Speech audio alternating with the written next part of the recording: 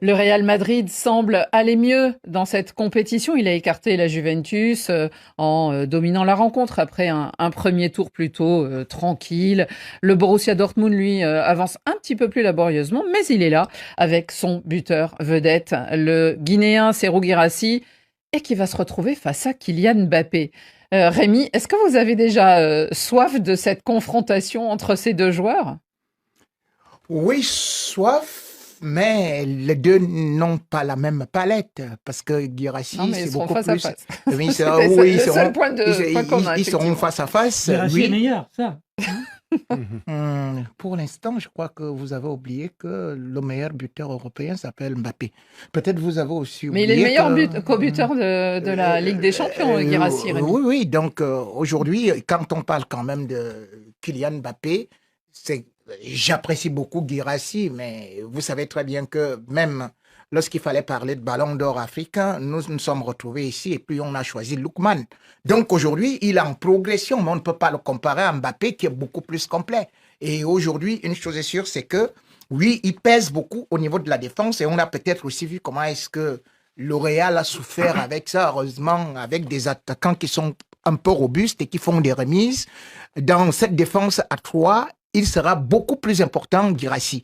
Donc, j'ai dit, ce sera un match redoutable dans la mesure où, quand on essaie aussi de voir quand même la nouvelle série, on se rend compte que les deux équipes n'ont pas perdu depuis le début de la compétition, même si le Dortmund ne joue pas un football aussi chatoyant C'est que le ça. Real qui joue un football chatoyant dans ce tournoi. Franchement, j'ai beaucoup dénigré le Real, mais il joue un football vraiment intéressant aujourd'hui.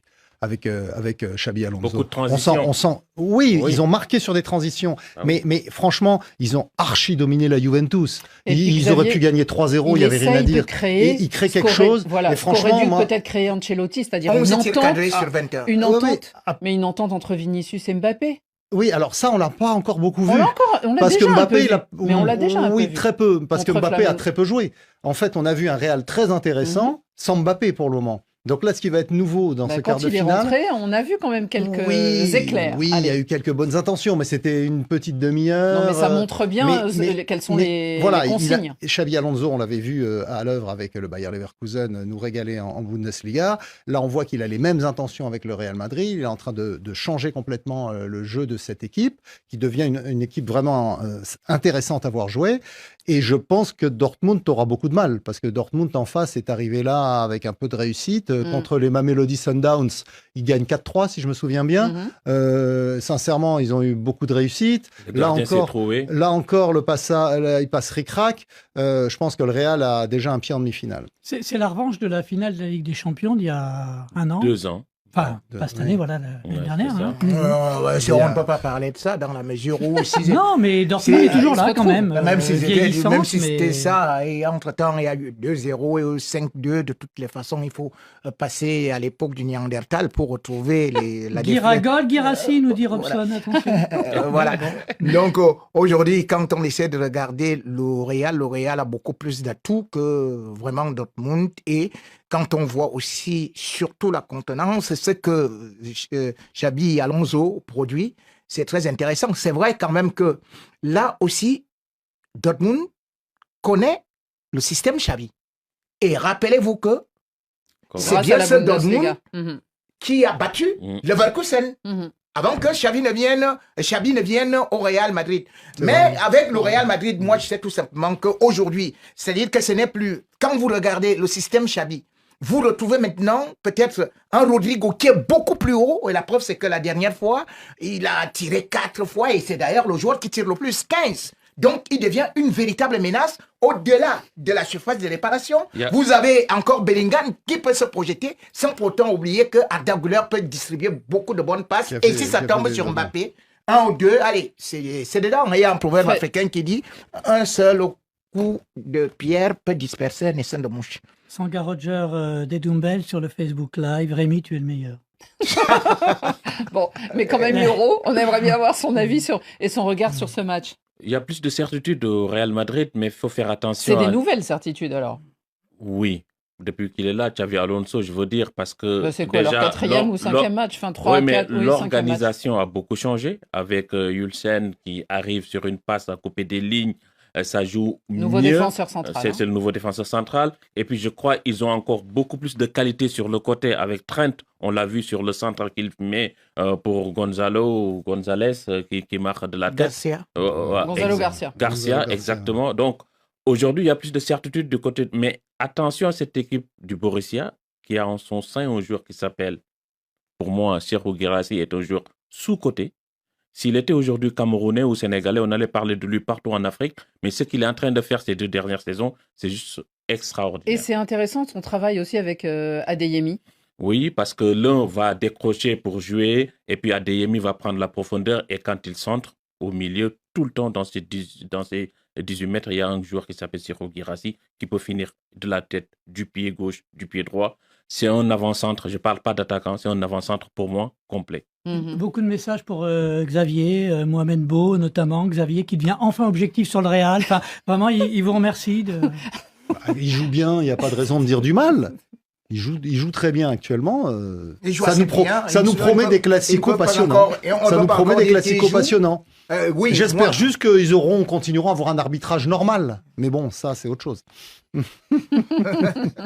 Donc, ils sont encore dans le rodage. Oui, on eux peut pas aussi. encore dire. Mais vous connaissez le Real Madrid. Plus on remplit l'armoire, et mieux c'est. Et être les premiers vainqueurs de cette première compétition, ils l'ont déclaré d'entrée. On se souvient de Vinicius qui avait carrément dit ça. On est là pour l'emporter, donc on verra. Et son dernier match contre Borussia, c'était un triplé. Bon, c'est intéressant.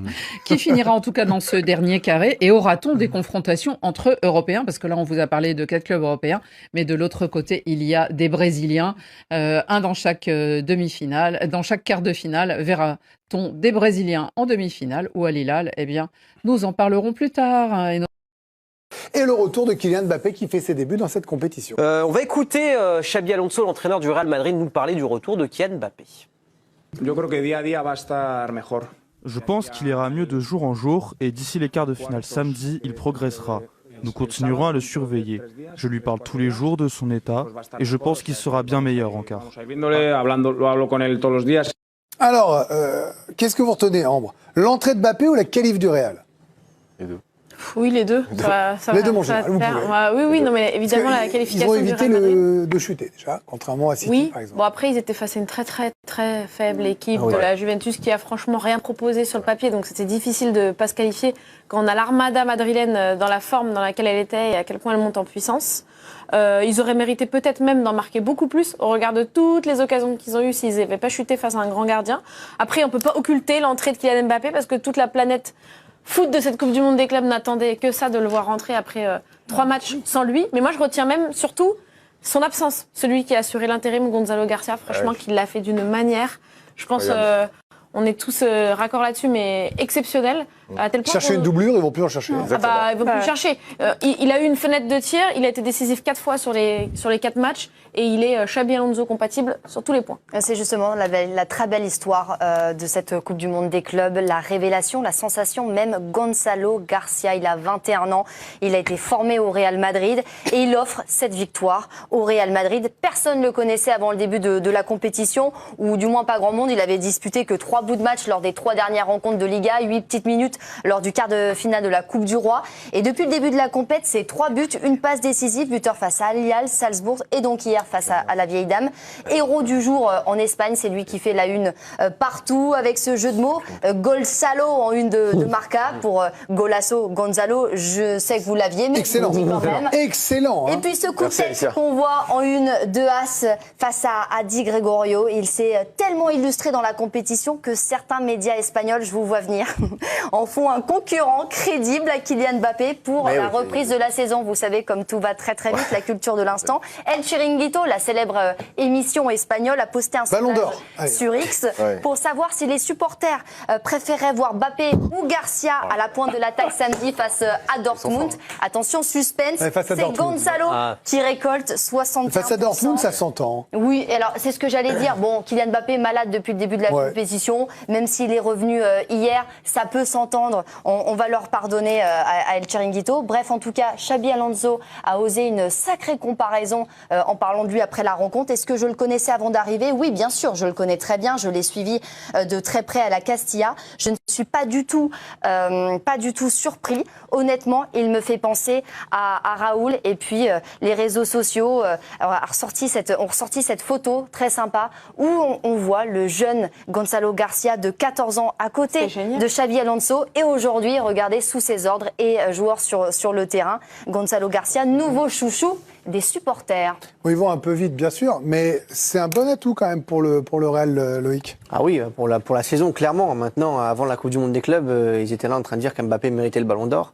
Et maintenant, il faut le mettre remplaçant. Non, mais contre Dortmund, c'est pas remplaçant pour la saison, le thème. Ouais. Mais quand même, si tu veux qu'Mbappé est ton joueur sur Ballon d'Or, il faut qu'il joue au bout d'un moment. Donc, on arrive en quart de finale. C'est un sondage Chiringuito. Il faut que tu le mettes. Oui.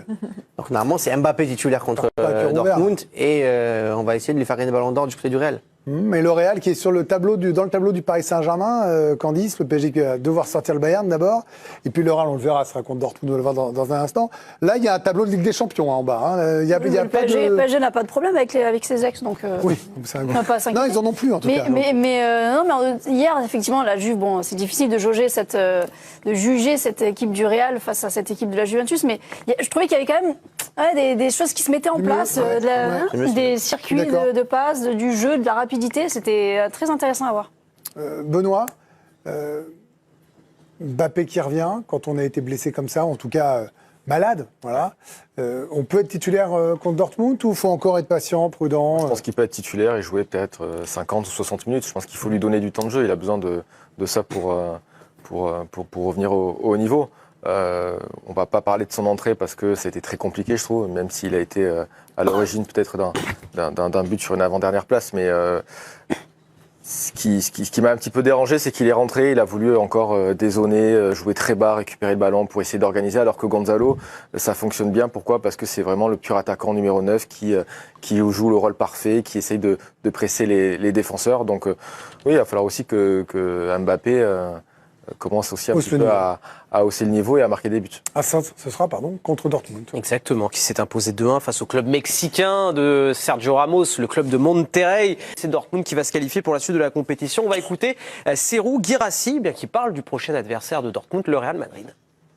J'ai déjà joué contre le Real Madrid l'an dernier. Nous avions perdu, mais c'était un grand match. Bien sûr, c'est une grande équipe, mais nous sommes aussi une grande équipe, donc ce sera un bon match. J'espère que nous nous qualifierons pour le prochain tour. Ils ont une chance, en pas le Dortmund de Guirassy contre le Real de Mbappé? Je pense aucune, pour être tout à fait honnête, parce que je vois ce Real qui commence à avoir la petite patte de Xabi Alonso, qui multiplie les efforts, qui joue collectif, qui monte en puissance. C'est vrai, tu le disais, Candice, les connexions qu'on commence à voir, alors que c'est l'exact inverse que je vois du côté de Borussia Dortmund. Pour moi, ils sont passés à chaque fois entre les mailles du filet. C'est une équipe un peu fantôme, quoi. Elle a traversé cette compétition, pour moi, elle arrive là, mais elle est avec un jeu minimaliste. Ouais, mais vraiment minimaliste. Il n'y a plus l'Inter, il n'y a plus City. Minimaliste, et franchement, oui, mais même quand ils sont en finale, il y a 2 ans. Non, mais c'est vrai que dans les grands rendez-vous, l'équipe de Dortmund, c'est souvent répondre présent. Mais après, là, pour ce match-là, typiquement, on a vu la tête de Sergio Ramos, mais Monterrey les a bien secoués. Ils ont bien résisté. Ils sont passés, mais par la plus petite des marges et en se faisant bien chahuter le cocotier. Chahuter le cocotier. Alors, un allemand. Chahutage de cocotier. Voilà.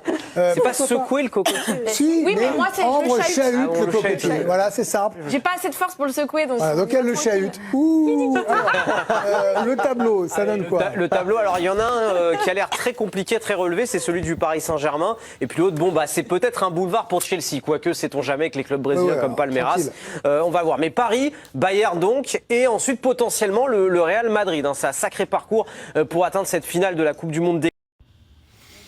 Arsenal-Real Madrid, qu'est-ce qui s'est passé à l'Emirates Stadium? On va essayer de comprendre un peu pourquoi ce Real-là, le Real détenteur du record de la Ligue des Champions, sa compétition, le Real qui a souvent 8-9 vies, le Real qui réagit toujours, le Real qui a toujours ce poids de l'histoire, a pu être aussi tétanisé, pétrifié. Qu'est-ce qui s'est passé?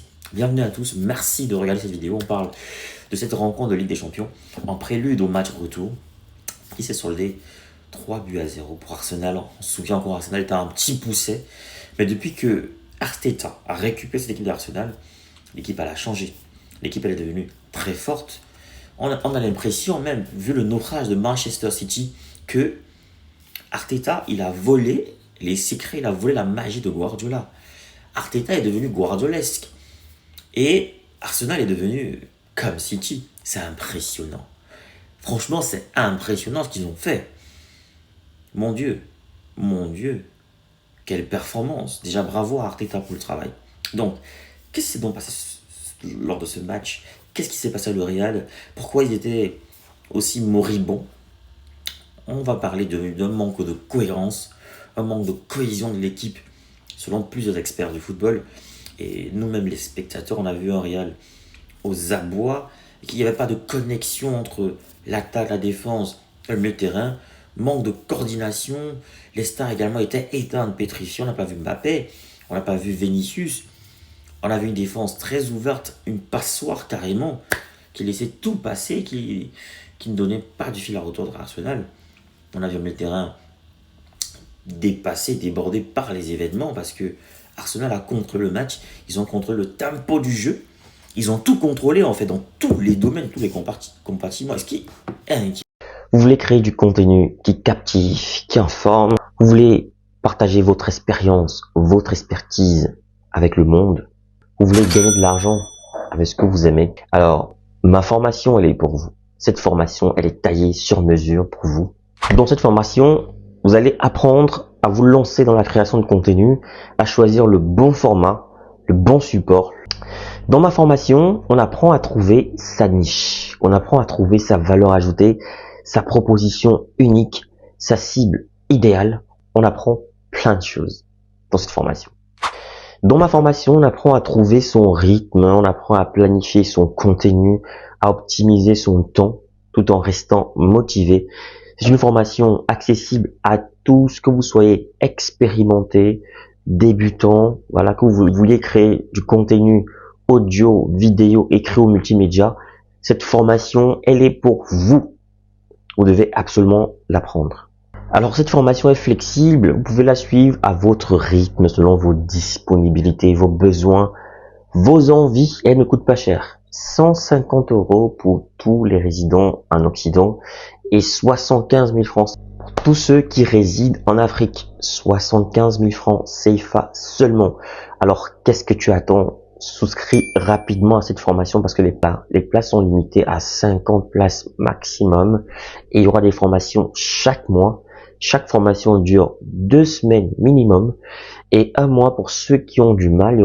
Il y aura 2 semaines en plus de rémédiation pour essayer d'aider les autres. Alors, appelle ce numéro rapidement et surtout, écris à cet email pour souscrire à cette formation.